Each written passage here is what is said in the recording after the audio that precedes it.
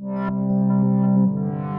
everyone, and welcome to the Tesla Fire Challenge YouTube channel. This is day 61 of 1000. So hey, and welcome to the Tesla Fire Challenge YouTube channel. If you're new, welcome. I hope you stick around. If you've been here before, welcome back. It's really good to have you. For all my new viewers, this channel is all about investing money and being all in on Tesla no matter what. So join me on my journey to make $1 million in 1000 days. That's right, join me on my journey to make $1 million in 1000 days.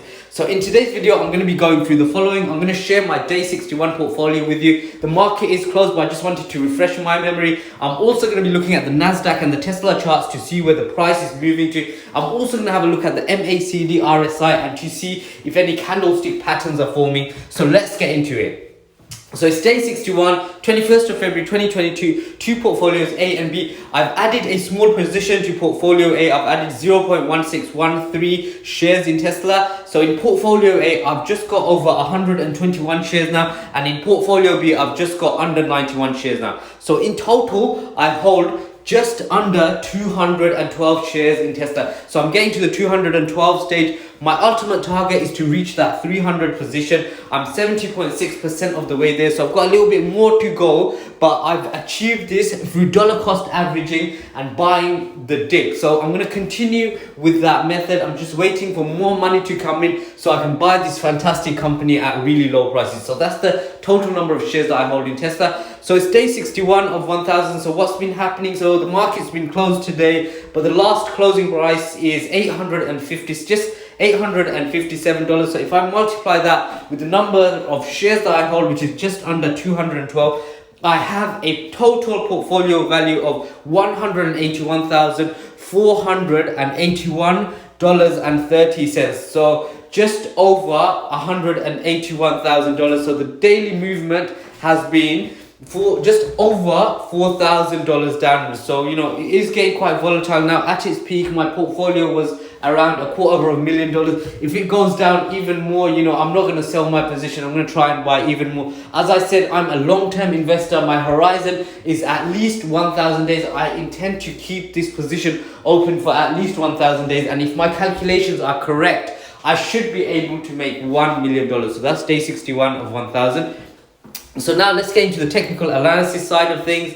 So this is the Nasdaq 1-year chart. So what's been happening? So I've marked it up with all the support and resistance line. If I zoom into it, you can clearly see that the 13,750 support line has been broken, and it's comprehensively broken that, and the next support line is at 1300. So what I suspect will happen is that the index will fall to 13,000 if there is continued pressure. If there's continued weakness in the market, it will fall to this level. It might retrace a little bit and then fall down again, but my gut instinct, my analysis is showing that it's going to go down to 13,000, which means a better buying opportunity for long-term investors. Great companies are going to come on sale, so this is a great opportunity to buy. So if there is good news, and the price starts to go up, then it might retrace this level and then recapture the previous support level at 13,750. So we have to watch and see what happens tomorrow when the market opens.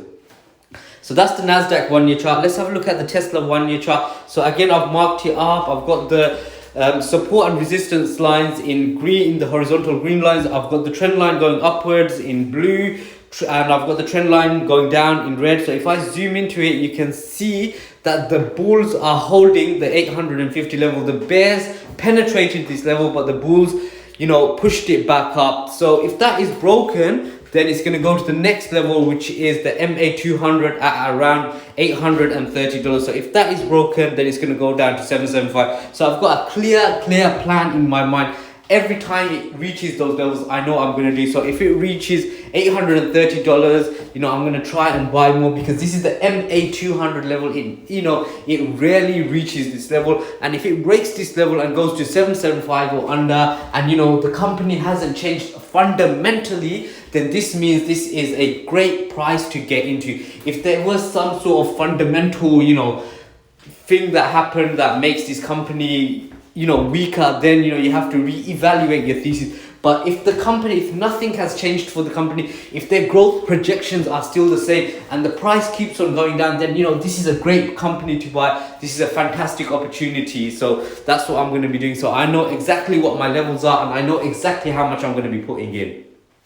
So that's the Tesla 1 year chart. So let's have a look at the RSI analysis. So as I keep on saying, if the RSI is 40 or below, this is a great opportunity to buy. If it hits the 30 level, I've got that green horizontal line there. If it reaches that level, that's the lowest that the RSI has gone for Tesla in its history. So if it reaches these levels, these are great times to buy. So this is when there's peak fear in the market, peak depression, peak anxiety, and the volatility level, the VIX level is off the chart. And so this is when investors are most afraid to buy. They're just dumping their shares. So as long-term investors, you have to override that mechanism and then just try and buy as much as possible at these levels. So if it goes to 30 level, I'm going to buy as much as possible, providing I have the money. It's a good time to buy now because that's at the 40 level. But if it keeps on going under, then I'm still a buyer, because I know that Tesla is a fantastic company. Nothing has changed fundamentally.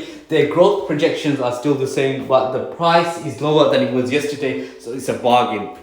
So that's the RSI analysis on Tesla. Let's have a look at the MACD analysis. So again, as you can see, the black line and the red line are whipsawing around. So there's no clear direction. Obviously, the bears are in control compared to the bulls. But again, there's no clear cut direction. There is going to be consolidation between 850 and 900. And depending on if there's weakness in the market, it could go down lower. If there's strength in the market, it could go down higher, but it's consolidating at this period. And I love these periods when the stock consolidates, because it's a great opportunity to accumulate more shares, keep your cost basis low, keep it low, and if the price isn't running away, you can buy more shares for less dollars. So this is what you have to keep on thinking. So that's the MACD analysis on Tesla.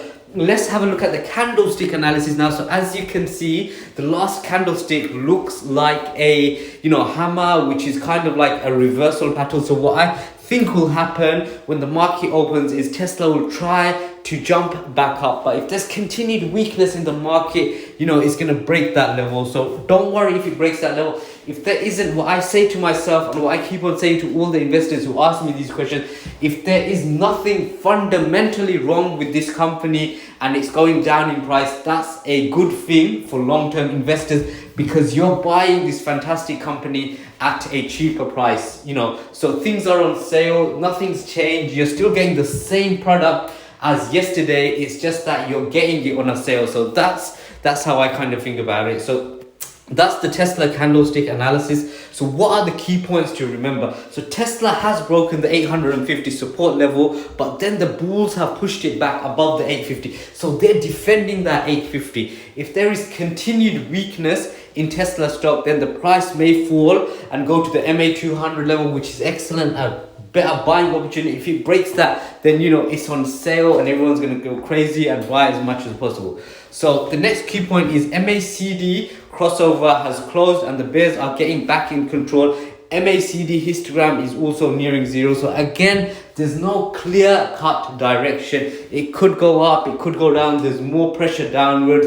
So if there's more bad news for Tesla, if there's more bad news in the market, it's going to start crashing. But again, for me, this is a great opportunity. The next key point to remember is RSI has dipped back more and is at previous levels below 40, which is a great buying opportunity. So as I keep on saying, if it goes under 40, it's a great buying opportunity. If it goes under 30, it's going to be great. I don't think it's going to go to 20, but if it goes there, again, it's going to be a great opportunity to lower my cost basis substantially. So when it does go up in the future, I'm going to get more bang for my buck. So those are the key points to remember. So what are the buying levels? So my buying levels are at 900, 850, 824, 725. So I know these levels. I know them like the back of my hand. I know exactly what I'm going to do. I'm being very, very mechanical about this. I'm processing my emotions. I'm fearful. Obviously, I'm fearful. I've got doubts in my mind, but I keep on revisiting my thesis. I revisit my price targets. I revisit the long-term charts to see that this is a very, very resilient company, and whatever you throw at it, it will try its best to overcome it. So those are my buying levels. So what is my plan now? So I'm going to continue to dollar cost average into Tesla shares and buy as much as possible on regular intervals, no matter what. I'm going to keep buying at support levels, and I'm going to try and buy as much as possible under the 1000 level. If it goes under 900, I'm going to keep on buying, which it is. And if it goes under 850, just basically keep on buying at these levels, because, you know, hopefully it's going to stay at these levels. It's just going to consolidate between a tight range, and I'm going to be able to buy my target of 300 shares. So finally, I'm not going to be selling my position. I keep on saying, because I keep on getting questions, I'm not going to sell my position. I'm going to keep it for at least 1000 days, no matter what, you know. And if my price calculations are correct, then, you know, I should be able to make $1 million in 1000 days. So for me, this is a forever stock. Once I reach that 1000 days, hopefully it's going to reach my target. I should be able to make $1 million, and then I'll be able to retire early. I'll be able to achieve financial independence. So this is very much a long-term project for me. So, you know, I really hope you enjoyed this video, and, you know, join me on my journey. Join me to see if I can, you know, build my position to 300 shares. Join me to see if I can keep this position open for at least 1000 days. And join me on my journey to see if I can make $1 million in 1000 days. So finally, I appreciate any likes, and I'll read all your comments. I appreciate your subscription. I hope to bring you value, and I wish you all the best on your investment journey. And until the next update, have a great day, and I wish you all the best.